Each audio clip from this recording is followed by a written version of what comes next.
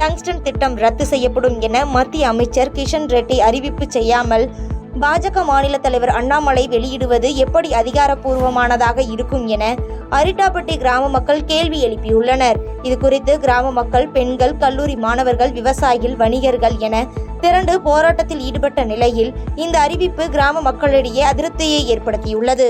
இந்த ஏரியா மேலூர் மக்கள் அனைவரும் இந்த டங்ஸ்டன் சுரங்கத்தை இன்னைக்கு இந்த 20ஆம் தேதி எங்களுக்கு முழுசா தீர்வு கிடைக்கும்ன்ற நம்பிக்கையோடு இங்கே இருந்தோம்.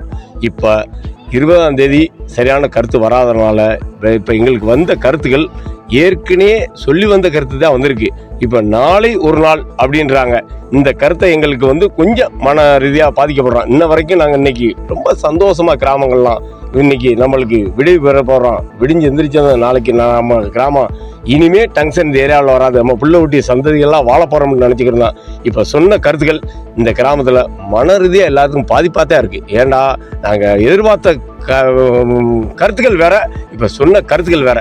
இது போனவங்க எங்கள் ஆள்கள் போயிருக்காங்க, இங்கேருந்து போனவங்களும் அதை சரியான முறையில் எப்படி எடுத்து வந்தாங்கன்னு எங்களுக்கு தெரியாது.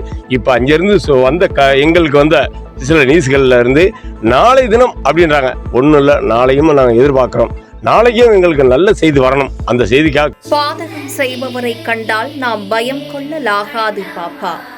மோதி மிதித்து விடு பாப்பா, அவர் முகத்தில் உமிழ்ந்து விடு பாப்பா.